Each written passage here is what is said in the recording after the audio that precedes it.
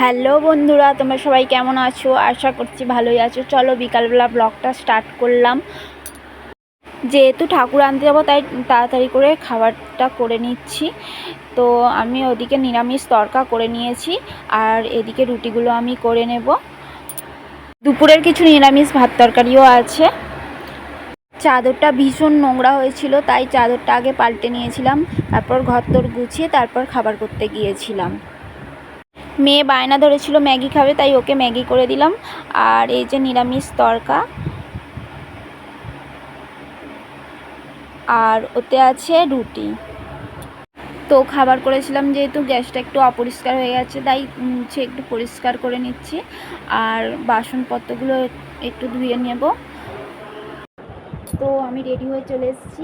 ঘরের টুকিটাকি কিছু কাজ ছিল সেগুলো সেরে সন্ধে দিলাম, দিয়ে রেডি হয়ে গেছি। আর আজকে আমার ননদও আসছে। ননদের আসতে একটু রাত্রির হবে, 9টা সাড়ে 9টা বাজবে। তো তুমি কোথায় যাচ্ছ? কোথায় যাচ্ছ? সেখানে কোথায়? ঠাকুর আনতে? তো আমরা অনেকটা দূর পর্যন্তই আগিয়ে গিয়েছিলাম।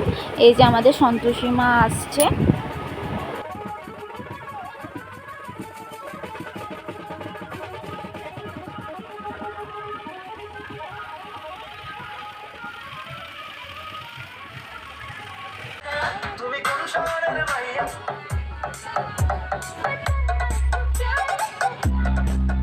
তো আমরা মেয়েরা বক্সের সামনের দিকটা নাচছিলাম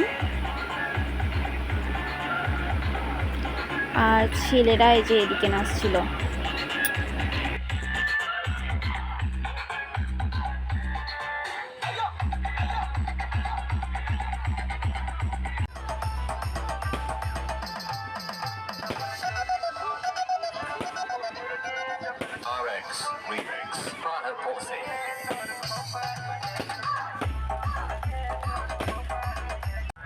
তো আমার ননদ এই যে চলে এসেছিল।